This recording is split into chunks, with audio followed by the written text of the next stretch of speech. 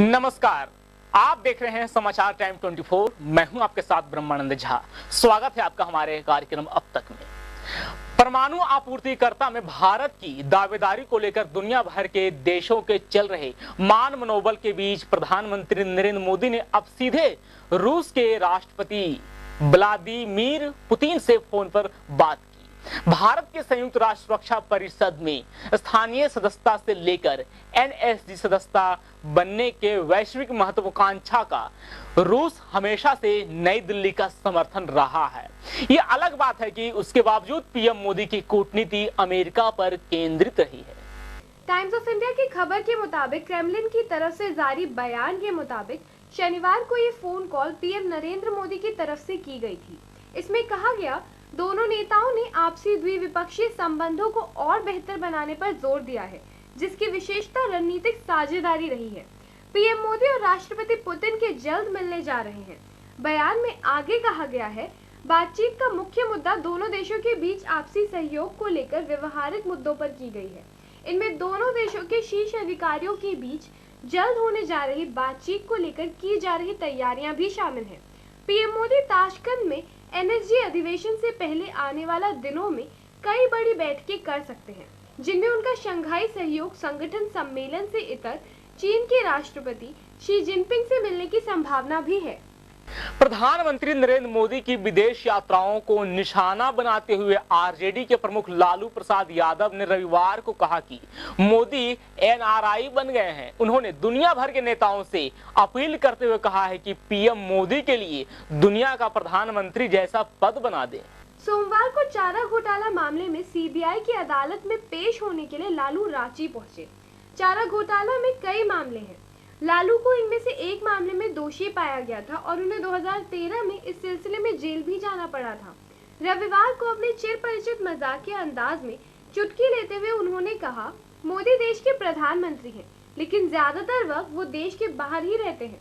मैं दुनिया के नेताओं से पीएम मोदी के लिए वर्ल्ड प्राइम मिनिस्टर का एक पद बना देने की अपील करता हूँ। यह नरेंद्र मोदी पर सबसे ज्यादा जमेगा। नीलगाय के विवाद पर बोलते हुए लालू ने कहा, बिहार में लोग नीलगाय की पूजा करते हैं। उन्हें मारकर बीजेपी स्थिति को सांप्रदायिक करने की कोशिश कर रही है। एक तरफ तो बीजेपी गाय को बचाने की बात करती है और दूसरी ओर वह नीलगाय को मार रही है। एक सवाल के जवाब में उन्होंने कहा कि नीलगायों को मरवाने में बिहार सरकार का कोई हाथ नहीं था। उन्होंने कहा, केंद्र सरकार ने नीलगायों को मारने के लिए हैदराबाद से शूटरों को भेजा था। जम्मू एवं कश्मीर की मुख्यमंत्री महबूबा मुफ्ती ने रविवार को कहा कि कश्मीर पंडितों की घाटी में स्थायी वापसी के लिए उनके मान में विश्वास पैदा करना जरूरी है और मौजूदा हालात ऐसे नहीं हैं कि वे अपने पैतृक स्थान पर रह सके।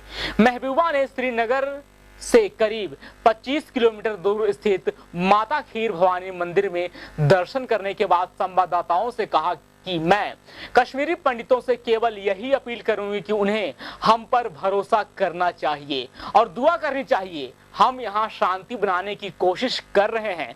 कश्मीरी पंडितों के बिना कश्मीर अधूरा है। महबूबा मुफ्ती ने कहा कि कश्मीरी पंडित अपने पैतृक स्थानों पर लौटे, उससे पहले उनके बीच विश्वास भरने की जरूरत है। मुख्यमंत्री ने कहा, उनके बीच विश्वास भरने के लिए पहले उन्हें ट्रांजिट शिविरों में लाया जाएगा, जहां हमारे मुस्लिम विस्थापित भी उनके साथ रहेंगे। उनका विश्वास मजबूत होने के बाद वे जहां चाहे वहां रह सकते हैं। उन्होंने दक्षिण कश्मीर के कुलगाम जिले में शनिवार रात को हुई पथराव की घटना का जिक्र किया, जहां एक पुलिस चौकी पर पत्थर फेंके गए थे। खीर भवानी मंदिर में उत्सव के लिए कश्मीरी पंडितों को लेकर जा रहा एक वाहन पथराव की चपेट में आ गया था। महबूबा ने कहा कि नेशनल कॉन्फ्रेंस हो या अन्य दल हो, जो भी यह कह रहे हैं कि पंडितों को उनकी पैतृक स्थानों पर बसाया जाए, उन्हें यह सोचना चाहिए कि क्या हालत अभी इतने सही है कि कश्मीरी पंडित शनिवार की घटना के बाद वहां वह रह सकते हैं। उन्होंने कहा कि कश्मीर में पथराव के लिए कुछ लोग गरीब परिवारों के बच्चों का इस्तेमाल कर रहे हैं और कश्मीर की जनता को इस पर विचार करने की जरूरत है। अपने पति का जन्मदिन मनाने के लिए लेखिका सोनाली शेट्टी सड़कों पर गुजर बसर करने वाले कुछ बच्चों को खाना खिलाने रेस्तरां ले गई। कनॉट प्लेस में एक नामी रेस्तरां ने एक महिला के साथ जा रहे आर्थिक रूप से कमजोर बच्चों को अपने यहां प्रवेश देने से मना कर दिया, जिसके बाद दिल्ली सरकार ने जांच का आदेश दिया है। उप मुख्यमंत्री मनीष सिसोदिया ने घटना को औपनिवेशिक मानसिकता का उदाहरण बताया और उन्होंने कहा अगर आरोप सत्य पाया गया तो दिल्ली सरकार रेस्तरां का लाइसेंस रद्द करेगी। सिसोदिया ने कहा कि नई दिल्ली के जिला मजिस्ट्रेट को घटना की जांच करने और 24 घंटे के भीतर एक रिपोर्ट पेश करने को कहा है। उन्होंने एक ट्वीट में कहा, यह औपनिवेशिक मानसिकता का स्पष्ट उदाहरण है, इसे बर्दाश्त नहीं किया जा सकता। नई दिल्ली के डीएम को जांच और 24 घंटे के भीतर रिपोर्ट सौंपने का आदेश दिया गया है। सोनाली ने कहा, मैं कमजोर तबके के 8 बच्चों को लेकर शिवसागर रेस्तरां गई, लेकिन वहां कर्मचारी ने हमें खाना देने से इनकार कर दिया। मेरा मजाक बनाया गया और रेस्तरां से दूर जाने की धमकी दी गई। शिवसागर रेस्तरां के प्रबंधक ने कई प्रयासों के बाद भी फोन कॉल और मैसेज का जवाब नहीं दिया। नई दिल्ली के जिला मजिस्ट्रेट ने आज सुबह रेस्तरां का दौरा किया और उसके कर्मचारियों से पूछताछ की। रेस्तरां के एक कर्मचारी ने कहा, डीएम ने रेस्तरां के वेटरों और अन्य कर्मचारियों से कल की घटना के बारे में पूछताछ की और इसे दर्ज किया।